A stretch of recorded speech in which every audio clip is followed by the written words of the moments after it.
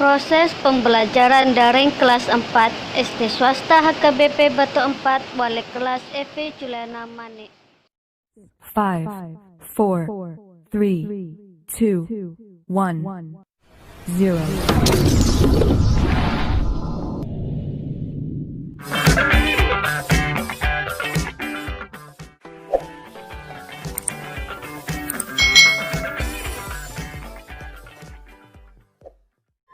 Hari ini kita akan belajar bersama-sama untuk mata pelajaran tematik kelas 4. Kita belajar di tema 3, peduli terhadap makhluk hidup. Subtema 3, ayo cintai lingkungan, pembelajaran yang keempat. Mari adik-adik, kita belajar dengan penuh semangat ya. Kita mempunyai kewajiban menjaga lingkungan. Apa yang akan terjadi jika kita tidak melaksanakan kewajiban kita? Nah adik-adik, kita itu sebagai manusia mempunyai kewajiban menjaga lingkungan. Otomatis kalau kita tidak melaksanakan kewajiban kita, ya lingkungan di sekitar kita akan rusak, lingkungan di sekitar kita akan kotor, dan lain sebagainya. Amatilah gambar berikut ini. Di sini ada 3 gambar. Yang pertama adalah gambar hutan gundul, lalu yang kedua ada bencana banjir, yang ketiga ada tanah longsor. Nah, dari gambar-gambar ini ada penyebab dan dampaknya untuk manusia. Nah, kita akan pelajari menurut tabel ini adik-adik. Yang pertama, apa penyebab hal di atas? Nah, apa penyebab hal di atas tadi? Hutan gundul itu penyebabnya adalah adanya penebangan hutan secara liar. Sedangkan penyebab banjir itu karena hutan gundul. Nah, hutan gundul itu bisa menyebabkan banjir, dan penyempitan aliran sungai itu juga bisa menyebabkan banjir. Selokan yang mampet itu juga bisa menyebabkan banjir. Lalu apa yang menyebabkan tanah longsor? Nah, tanah longsor itu disebabkan karena hutannya gundul, banyak pohon-pohon yang ditebangnya adik-adik. Lalu apa dampaknya bagi lingkungan? Nah, dampaknya bagi lingkungan, kalau hutan gundul tentu lingkungan akan menjadi rusak. Kalau terjadi banjir, maka banjir itu akan merusak sarana dan prasarana umum, bahkan merusak rumah kita adik-adik, dan menimbulkan korban jiwa juga. Lalu apa dampaknya tanah longsor itu adik-adik? Nah, tanah longsor itu juga berakibat lingkungan menjadi rusak adik-adik. Rumah bisa rusak ya, bahkan bisa saja ada korban jiwa. Lalu apa dampaknya bagi masyarakat ketika hutan gundul? Masyarakat akan kesulitan mendapatkan air bersih, lalu akan terkena bencana banjir dan tanah longsor. Itu juga berakibat bagi masyarakat adik-adik.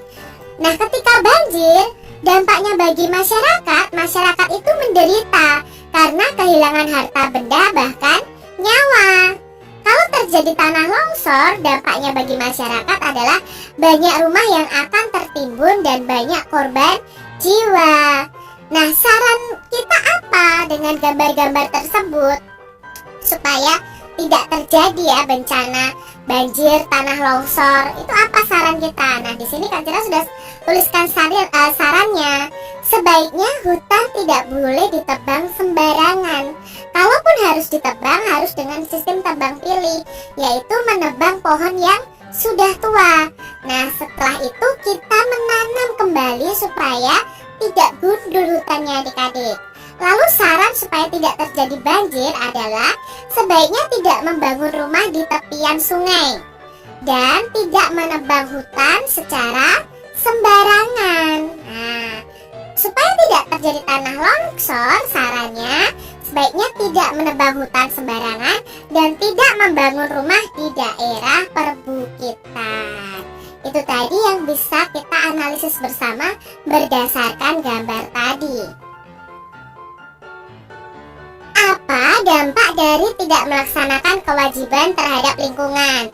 Nah, karena kurangnya kesadaran masyarakat untuk melaksanakan kewajibannya, itu berdampak bagi lingkungan, bahkan bagi masyarakat sendiri, karena bisa merugikan warga.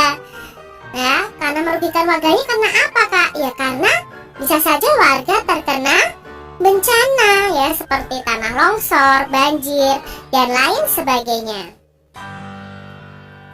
Sekarang amati lingkunganmu adik-adik.